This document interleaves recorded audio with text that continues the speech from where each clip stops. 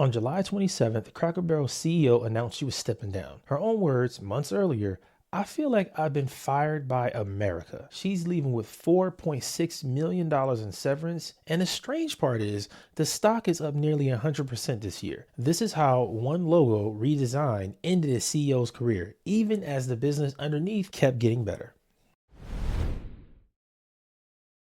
Julie Fells Masino built her career at two of the most recognizable brands in American food service.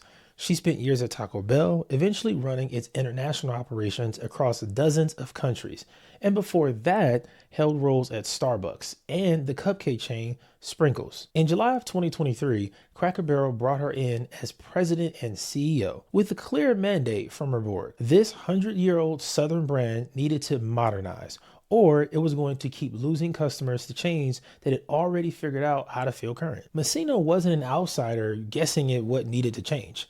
Cracker Barrel's core customer was aging. Young diners weren't forming the same habit their parents had. And the chain's traditional, cluttered, antique-filled dining rooms were, by the company's own internal research, actually driving some guests away. When they talked to customers directly, Masino said people told them the stores felt dark and the menus were hard to read. That's not an ideological loaded complaint. That's lighting and print sizing problems. The mandate she'd been hired to solve was a real one, and the data behind it wasn't invented after the fact just to justify what came later. Masino's turnaround plan wasn't a single stunt.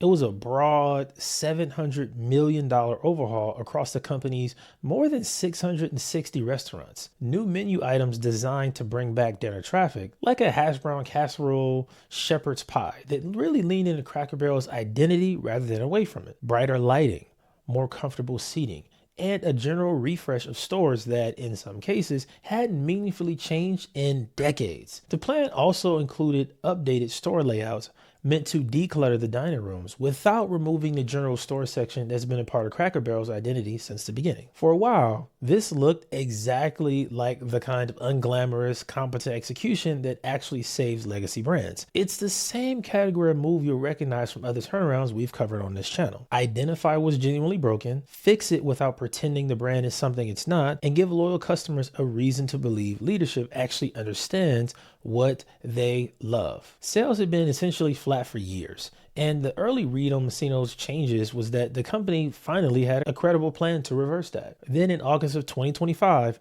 Cracker Barrel unveiled a new logo. The new design streamlined Cracker Barrel's branding and removed a figure customers had grown up with, Uncle Herschel, the illustrated old-timer sitting in a rocking chair, leaning against a barrel.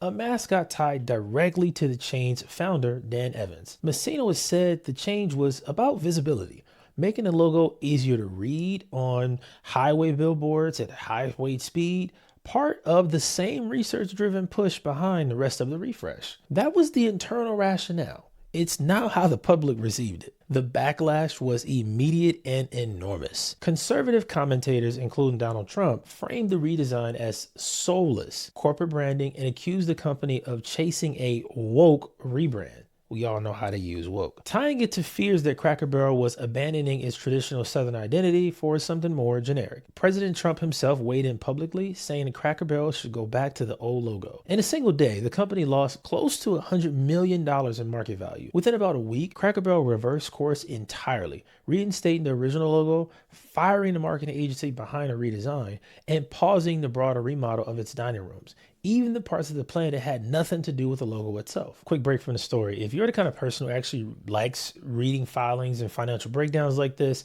all of the headlines, I love covering it here on this channel. We do a lot more than this and talking about digital entrepreneurship on the Raw Entrepreneur newsletter. It's completely free. You can check it out down in the description box down below. Sign up now. Cracker Barrel's board initially stood by her. In November of 2025, shareholders voted to keep Masino in place, even as an activist investor named Sardar Bilgari, who runs Bulgari Holdings, owned Steak and Shake and held roughly a 3% stake in Cracker Barrel, publicly campaigned for her removal, along with a board member named Gilbert Davila, who'd been responsible for reviewing the company's advertising. Biglari's public letter to investors framed it plainly. His campaign, he said, was about saving Cracker Barrel from a board and management team that were out of touch with the company's actual customer base. Two major shareholder advisory firms, Institutional Shareholder Services and Glass Lewis, both recommended against Davila's re-election. He lost his board seat. Masino kept hers for the moment. But the story didn't actually end with that shareholder vote. Traffic never fully recovered. As recent as the company's third quarter earnings, Cracker Barrel's own CFO, Craig Pommells, acknowledged comparable store sales were still down 2.6%. with traffic down 6.7%, an improving trend compared to earlier in the year, but still negative, nearly a full year after the logo had already been reversed. He struck a cautious tone in that earnings call, noting the company was encouraged by the gradual improvement in the underlying trend, which is the kind of sentence executives say when the actual number still isn't where anyone wants it. In a podcast interview with Glenn Beck that November, Masino said she said the criticism hurt her personally, that she didn't want people to be mad at Cracker Barrel, and that she felt, in her own words, fired by America. On July 27th of this year, Cracker Barrel announced she would step down as CEO, effective August 10th, staying on in as advisory capacity through October 9th to help with the transition. She's being replaced by David Deno, the former CEO of Blooming Brands, the company behind Outback Steakhouse, who'd already retired from that role but stayed active in the boards of Krispy Kreme and Panera. And in an SEC filing, the terms of her exit became public. $4.63 million in severance paid out to her 2 years following the end of her employment, plus continued coverage of her personal security costs for a reasonable period after her advisory role ends. Deno's own incoming package, that's closed in the same filing, included relocation costs to Nashville and a base salary of $1 million. There's a detail here that makes this story worth telling. This is not just another CEO exit. Cracker Barrel's stock is up almost 100% year to date as of the week she announced her departure. The rebrand controversy generated genuinely enormous amount of free press, and however messy the episode was internally, the company's headline stock performance this year does not look like a business in crisis. Masino is leaving with a healthy payout from a company whose stock the market currently likes, over a decision she made and then reversed within about a week, more than a year after her actual exit. This is crazy.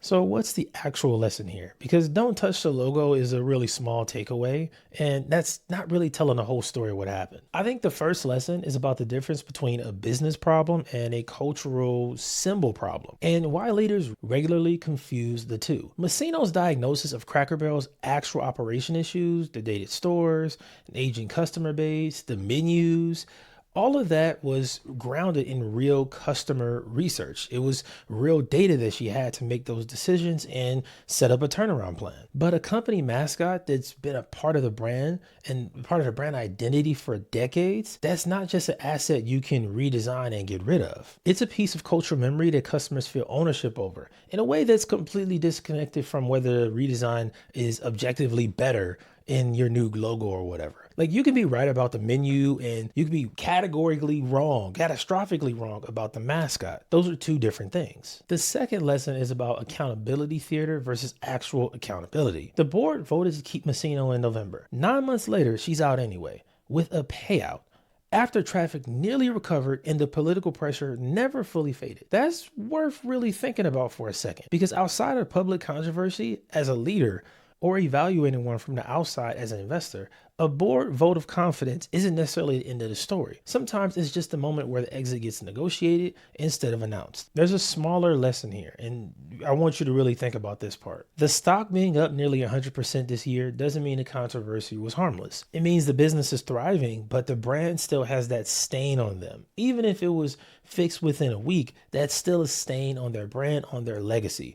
And a lot of people take that kind of stuff to heart. Us as the millennial generation, we take our brand seriously. And I'm pretty sure there's a brand you can think of right now that if they changed something or did something drastic, they would immediately lose your trust. If you're building or running anything with a public-facing brand identity, the test this story leaves you with is simple. Before you touch the thing that your most loyal customers feel ownership over, the mascot, the founder's name, the one detail that isn't actually brought up about operational efficiency, Ask whether the problem you're solving is a real business problem or a problem you've invented because the symbol felt outdated and you personally didn't like it. Cracker Barrel's traffic was a real problem. The Uncle Herschel logo was never really that much of a problem. Make sure you subscribe if you want more business breakdowns like this. Also, join the Raw Entrepreneur newsletter. It's completely free. We're launching a community very soon. I'm Chris. I will see you next time.